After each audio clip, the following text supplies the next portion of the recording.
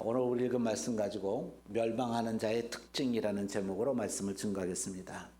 BC 605년에 이집트와 아수르가 갈그미스 전투에서 바벨론에게 패한 후에 지중해 연안 국가들은 이 바벨론의 수중으로 저렇게 들어갔습니다. 녹색 지역이 이제 바벨론의 땅인데요. 바벨론의 수중에 들어갔는데 이때 이집트 왕에 의해서 임명된 여호야김, 김도 있고 김도 있습니다. 김인데 김씨도 같이 김씨도 같이 바벨론의 수중에 들어감으로써 바벨론의 봉신이 되지요.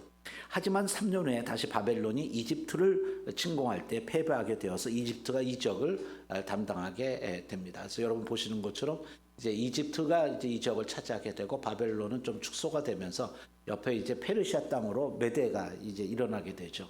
메데파사가 일어나게 돼서 이제 나중에는 메데파사가 이제 여기를 페르시아가 지배를 하게 됩니다만은 어쨌든 이렇게 이제 그 지역의 구도가 바뀌어 가게 되죠.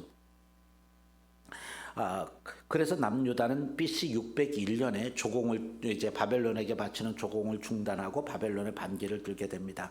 하지만 바벨론이 어떤 나라입니까? 제국을 잃은 이때만 해도 제국을 잃은 신흥강국인데 그런 바벨론이 BC 597년 전력을 정비하고 이 일대를 다시 이제 평정하면서 예루살렘에 쳐들어와서 여호야김을 포로로 잡아갔습니다. 당시 여호야김은 강력한 우방국으로 생각했던 이집트 왕의 도움을 기대했었는데요. 이집트의 원군이 오질 않았어요.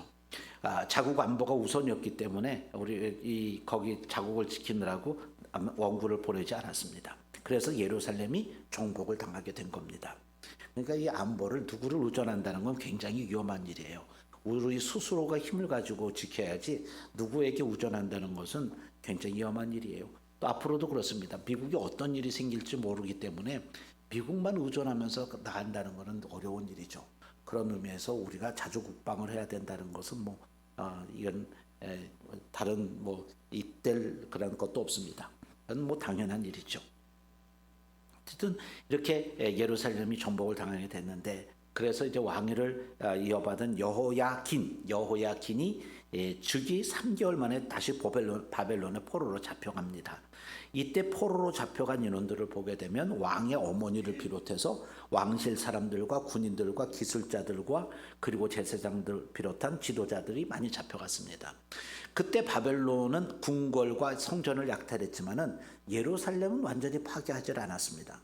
그리고 시드기야를 왕으로 임명하여서 친바벨론 국가로 만들었지요. 그러나 당시 시드기야는 바벨론 왕 느부갓네살이 임명한 왕이었지만은 이집트 왕 삼메티쿠스 2세,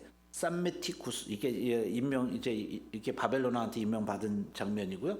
이 사람이 이집트 삼메티쿠스 2세 두상입니다.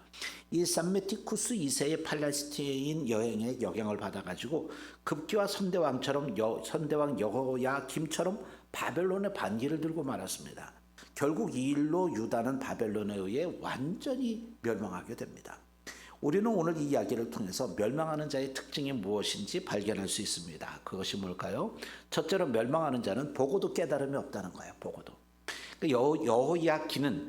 여호야김이 하나님을 의지하지 않고 강대국 이집트를 의지하다가 결국 바벨론에 의해서 죽임당한 것을 보고도 깨닫지 못했습니다. 그는 자신과 유다가 살아남기 위해서는 요시야처럼 하나님 앞에서 선을 행하고 우상이 아닌 하나님만을 의지해야 하는 걸 깨달아야만 했습니다. 그러나 그러지 못했습니다. 그렇습니다. 여러분 지금 우리도 마찬가지입니다. 우리는 이 과정을 통해서 교훈을 배우고 다음 세대들에게 무엇을 가르치고 회복해야 하는지를 깊이 깨달아야 합니다. 요시야가 종교개혁에는 성공했지만 그 개혁이 다음 세대까지 이어지지 못했습니다. 그래서 멸망하게 된 겁니다. 그러므로 우리 교회 역시 지금 시대에 개혁과 부흥이 다시 필요할 뿐 아니라 다음 세대의 부흥과 개혁이 이루어질 수 있도록 준비해야 합니다. 그렇게 하지 않을 때 다음 세대는 하나님을 거역해 고통 가운데 처하게 될 것을 깨달아야 합니다. 둘째로 멸망하는 자는 하나님의 말씀에 불순종합니다. 바벨론을 배반하고 이집트와 동맹을 맺은 유다를 바벨론 왕이 가만두지 않았습니다. 그는 군대를 새롭게 꾸리고 유다로 침공해서 예루살렘을 점령했죠. 그리고 이때 바벨론 왕 느부갓네살은 솔로몬 왕 시대부터 전해 내려온 성전과 궁전의 보물을 훔치고 파괴했습니다. 이 또한 하나님께서 유다의 죄와 악을 심판하겠다는 선지자의 예언이 성취된 것입니다. 이를 통해서 우리가 알아야 할 것은 하나님께서 약속하신 축복도 이루어질 것이지만 경고하신 심판 또한 반드시 이루어진다는 것입니다. 요한계시록에 계시된 하나님의 말씀처럼 세상의 심판도 반드시 이루어진다는 거예요. 솔로몬 시대부터 뿌려진 우상 숭배와 죄의 씨앗이 자라 결국 유다의 신학적 정체성인 성전이 파괴되었어요. 저렇게 불에 타버리잖아요. 그리고 백성들은 포로로 끌려가서 나라를 잃게 됐습니다. 계속해서 하나님의 말씀을 어기는 자들은 심판을 피할 수 없게 될 것입니다. 셋째로, 멸망하는 자는 하나님을 무시합니다. 유다의 멸망이 임박한 시기에 왕들이 어린 나이에 즉위해서 짧은 기간 동안 통치하는 것을 보게 됩니다. 18살, 21살 그러잖아요. 18살이고 또 21세라고 그러죠. 21살. 왕들이 어린 나이에 즉위해서 짧은 기간 통치를 합니다. 이건 당시 사회가 얼마나 불안정했는지를 보여주는 아주 좋은 사례예요. 정치적으로 얼마나 불안정합니까? 이때 유다는 주권을 가진 국가이면서도 주변 강대국들에 의해서 유다 왕이 세워지고 폐위되는 굴욕을 계속해서 겪었습니다. 무엇보다도 큰 비극은 이러한 국가적 언약 공동체 위기 가운데 히스기야나 요시야처럼 하나님께 충성하는 왕이 나오지 않았다는 것입니다. 이들은 계속해서 하나님을 무시하고 자기 마음대로 살았습니다. 이걸 하나님은 악하게 보신 겁니다. 그래서 결국 하나님 앞에서 악을 행한 여호야긴이나 시드기야로 인해서 유다의 하나님의 진노가 임하게 되어 결국 그들은 약속의 땅에서 쫓겨나게 되지요. 이처럼 하나님의 언약을 배신하는 자는 하나님의 진노 안에 있게 됩니다. 그러므로 시드기야 때만 아니라 지금 우리도 하나님의 언약을 기억하지 못하고 그분의 말씀에 순종하지 않는다면 하나님이 징계의 막대기를 일으키실 것입니다. 사랑하는 여러분, 우리는 역사를 통해 교훈을 얻을 수 있음을 깨닫습니다.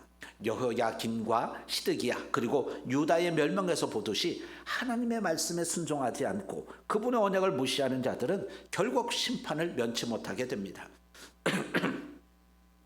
죄송합니다. 그러나 이 심판은 단지 과거의 사건에 그치는 것이 아니라 오늘날 우리에게 아주 중요한 경고가 됩니다.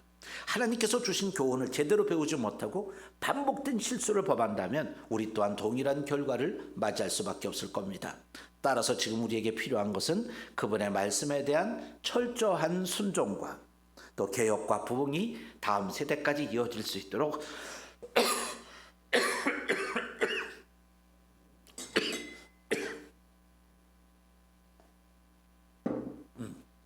있도록 준비하는 것입니다. 우리는 이러한 역사적 교훈을 통해서 하나님 앞에서 다시 한번 새롭게 서야 하며 우리의 삶과 공동체에서 하나님을 중심에 두고 살아가야 할 것입니다. 결국 하나님의 진노를 피하는 길은 오직 그분의 말씀을 따르고 그분의 언약을 지키는 것뿐임을 기억하고 하나님 앞에서 끝까지 충성을 다하는 우리 복된 성도들이 다 되시기를 주님의 이름으로 축원합니다. 기도하시겠습니다.